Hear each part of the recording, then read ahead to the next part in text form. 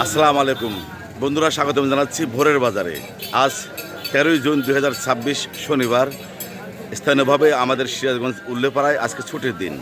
এই ছুটির দিনে এই বাজারে কী ধরনের মাছ উঠেছে, দাম কেমন এবং বাজারের চালচিত্র আমি অল্প করে মোবাইল ফোনের মাধ্যমে ধারণ করে আপনাদের দেখানোর চেষ্টা করছি।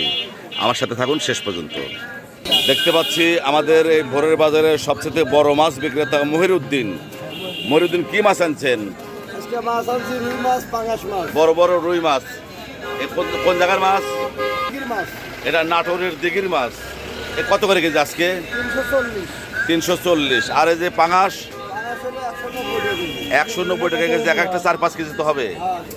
আর এই যে মৌসি মাছ কত করে? 80 টাকা পোয়া মৌসি মাছ। আর একজন মাছ বিক্রেতাকে পেয়েছি, মিলন দা আজকে বড় বড় রুই মাছ এনেছেন। 4 কেজি 3.5 কেজি 4 কেজি 3.5 কেজি রুই মাছ শ্বশুরবাড়ি নিয়ে যাওয়ার মতো।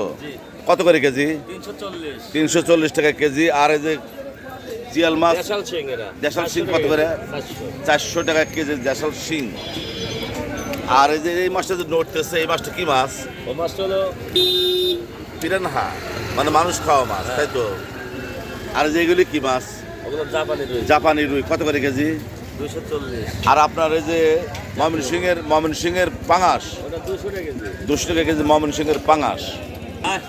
নুরানি বাজার থেকে আমি দেখানোর চেষ্টা করছি বাজারের চালচিত্র। দেখেন পূর্ব দিকে, আমি ক্যামেরা দেখাচ্ছি পূর্ব দিকে যত দূর চোখ যায় শুধু কাঁচামাল আর কাঁচামাল। আর যদি আমি উত্তর দিক দেখাই, উত্তর দিকে এখানে মাংস বিক্রি করা হয়, মানে গরুর গোস্ত। আর এইদিকে শুধু মাছ আর মাছ। এখান থেকে পশ্চিম যত দূর চোখ যায় শুধু মাছ আর মাছ, দেশি মাছ বিক্রি হয় এখানে। দেখেন বন্ধুরা, উল্লাপাড়ার নুরানি ভোরের বাজারের চালচিত্র দেখতে পাচ্ছেন। উল্লাপাড়ার নুরানি বাজারের চিত্র। দক্ষিণ সাইডে কালীবাড়ি মোড়ে দুধ বিক্রি করা হয়, দেখতে পাচ্ছেন। এই যে দুধ ঢালা হচ্ছে বালতিতে।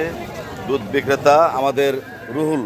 আসসালামু আলাইকুম। রুহুল ভাই, আপনার দুধ কত করে কেজি আজকে? 70 টাকা কেজি। 70 টাকা কেজি। কয়েকদিন হলো অনেকে একটু বেশি যাচ্ছে, আমি নিজে দিচ্ছি না, 70 টাকাই বেচতেছি। দাম একটু বেশি মনে হচ্ছে না?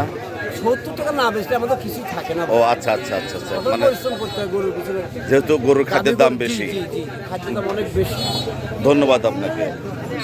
দেখেন দেশি, একদম খাঁটি দুধ, সব দেশি গরু, খাঁটি দুধ দেখানোর চেষ্টা করছি উল্লাপাড়া ভোরের বাজার। আমার সাথে এতক্ষণ থাকার জন্য সবাইকে অনেক ধন্যবাদ।